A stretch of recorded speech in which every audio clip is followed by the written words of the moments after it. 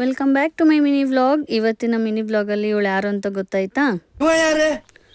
ಅದೇ ರೀ ನನ್ನ ಮುದ್ದು ಸೊಸೆ ಸ್ವರ. ಇವಳು ಒಂದು ಕಿಸ್ ಕೊಟ್ಟೆ ನನ್ನ ಮನಸ್ಸನ್ನೆಲ್ಲ ಗೆದ್ದುಬಿಡ್ತಾಳೆ ಸುಂದ್ರಿ.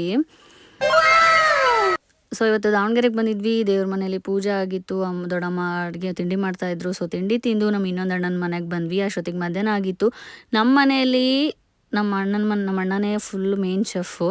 ಅವರೇ ಎಲ್ಲ ಅಡುಗೆ ಮಾಡೋದು. ಇವತ್ತೇನೋ ನಾನು ಅವರೆಕಾಳು ಪಲ್ಯನ ತುಂಬ ಚೆನ್ನಾಗಿ ಮಾಡ್ತೀನಿ, ನಿಮಗೆ ಮಾಡಿಕೊಡ್ತೀನಿ ಅಂತ ಹೇಳಿ ಮಾಡ್ತಾ ಇದ್ದಾನೆ ಅಷ್ಟೇ. ಎಲ್ಲ ನಮ್ಮ ಅತ್ತಿಗೆನೇ ಮಾಡೋದು ಯಾವಾಗ್ಲೂ. ಯಾವಾಗೋ ಒಂದ್ಸತಿ ಅಣ್ಣ ಅಡುಗೆ ಮಾಡ್ತಾರಷ್ಟೇ. ಇನ್ನು ಅಡುಗೆ ಮಾಡ್ತಾಯಿದ್ರು. ಫೋನಲ್ಲೂ ಕೂಡ ಬ್ಯುಸಿ ಇರೋದ್ರಿಂದ ಸೊ ಫೋನಲ್ಲಿ ಮಾತಾಡ್ಕೊತಾನೆ ಅಡುಗೆ ಮಾಡ್ತಾಯಿದ್ರು. ಎಲ್ಲ ನಮ್ಮ ಅತ್ತಿಗೆ ಹೆಚ್ಚಿಕೊಟ್ಟಿರೋದು, ಇವ್ರು ಬರೀ ಒಗ್ಗರಣೆ ಹಾಕ್ತಾ ಇರೋದಷ್ಟೇ. ಆದರೆ ಬಿಲ್ಡಪ್ ಮಾತ್ರ ನಾನೇ ಎಲ್ಲ ಮಾಡಿದ್ದು ಅನ್ನೋ ಲೆವೆಲ್ಲಿಗೆ ಇರುತ್ತೆ ನಮ್ಮ ಅಣ್ಣಂದು. ಅದಾದಮೇಲೆ ಇನ್ನೂ ಫೋನಲ್ಲಿ ಮಾತಾಡ್ತಿದ್ರು. ಏನಾದರೂ ಸಕ್ಕರೆ ಉಪ್ಪು ಜಾಸ್ತಿ ಹಾಕ್ಬಿಟ್ರೆ ಅಂತೇಳಿ ನೋಡ್ಕೊತ ನಿಂತಿದ್ದೆ. ಪರವಾಗಿಲ್ಲ, ಫೋನಲ್ಲಿ ನೋಡ್ಕೊಂತೂ ಚೆನ್ನಾಗಿ ಅಡುಗೆ ಮಾಡ್ತಾಯಿದ್ರು. ಫೈನಲಿ ಅದಕ್ಕೆ ಬೇಯಿಸಿಟ್ಟಿರ್ತಕ್ಕಂಥ ಅವರೆಕಾಳನ್ನ ಇವರು ಡಬ್ರಿಗೆ ಹಾಕ್ಬಿಟ್ಟು ಪಲ್ಯನ ಫೈನಲ್ ಆಗಿ ರೆಡಿ ಮಾಡಿದ್ರು. ತುಂಬಾ ಚೆನ್ನಾಗಿತ್ತು. ಸೊ ನಾನಿವತ್ತು ಚಪಾತಿನ ಮಾಡ್ತಾಯಿದ್ದೀನಿ. 2 ವರ್ಷ ಆಯಿತು ಅನಿಸುತ್ತೆ ಈ ಮನೇಲಿ ಚಪಾತಿ ಉದ್ದಿ. ಮದುವೆಗಿಂತ ಮುಂಚೆ ಚಪಾತಿ ಉದ್ತಾ ಇದ್ದಿದ್ದು. ಇನ್ನು ಇವತ್ತೇ ಉದ್ದುತ್ತಾ ಇರೋದು. ಏನೋ ಒಂಥರ ಖುಷಿ. ತವ್ರ ಮನೆಯಲ್ಲಿ ಮೊದಲಿಗೆಲ್ಲ ಏನು ಮಾಡ್ತಾ ಇರಲಿಲ್ಲ, ಇವಾಗ ಮಾಡೋದಕ್ಕೊಂಥರ ಖುಷಿ ಅನಿಸುತ್ತೆ. ಇನ್ನು ನಾನು ಚಪಾತಿ ಮಾಡಿಕೊಟ್ಟೆ, ಅದಕ್ಕೆ ಬೇಯಿಸ್ತಾ ಇದ್ರು. ಇವರಂತೂ ಪರ್ಫೆಕ್ಟ್ ಕಪಲ್ ಅನ್ನೋದಕ್ಕೆ ಯಾವುದೇ ರೀತಿಯಾದಂತಹ ಇದು ಬರಲ್ಲ. ಯಾಕಂದರೆ ಇಬ್ಬರು ಕೂಡ ಫೋನ್ ನೋಡ್ಕೊಂಡೇ ಅಡುಗೆ ಮಾಡ್ತಾ ಇದ್ದಾರೆ. ಸೊ ಹಾಗಾಗಿ ಇವತ್ತಿನ ಒಂದು ಲಂಚ್ ಈ ಥರ ಇತ್ತು. ಚಪಾತಿ, ಪಲ್ಯ ಮತ್ತು ಚಟ್ನಿ ಪುಡಿ. ಇಲ್ಲಿ ನೋಡಿದ್ರೆ ಅಭಿಯವ್ರು ಬಂದುಬಿಟ್ಟಿದ್ದಾರೆ ಆಲ್ರೆಡಿ.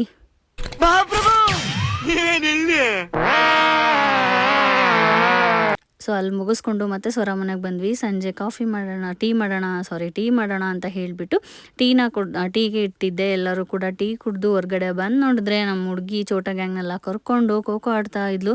ಸೊ ಇಲ್ಲಿ ಏನು ಮಾಡ್ತಾ ಇದ್ದಾಳೆ ಅಂತ ನೋಡ್ತಾ ಇದ್ದೆ.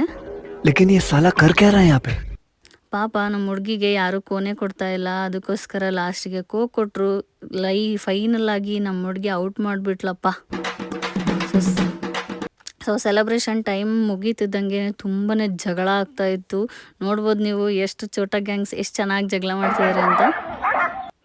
ಫೈನಲ್ ಆಗಿ ನಮ್ಮ ಹುಡುಗಿದು ಫುಲ್ ರೆಡಿಯಾಗಿ ವಾಪಸ್ಸು ನಾವು ಬಂದಿದ್ದು ಇವತ್ತು ಆಶುಜಿ ಶಾಪ್ಗೆ ಬಟ್ಟೆ ತಗೊಳ್ಳೋಣ ಅಂತ. ಇನ್ನು ಒಳಗಡೆ ಹೋದ ತಕ್ಷಣ ವೀಡಿಯೋ ಮಾಡಬೇಡ ಅಂದ್ಬಿಡೋದ. ಇನ್ನೇನಿರುತ್ತೆ, ವೀಡಿಯೋ ಏನು ಮಾಡಲಿಲ್ಲ. ನಮಗೇನೇನು ಬೇಕೋ ಬಟ್ಟೆ ತೊಗೊಂಡು ವಾಪಸ್ ಮನೆಗೆ ಬಂದಿದ್ದು ಇವತ್ತಿಗೆ ಇಷ್ಟೇ.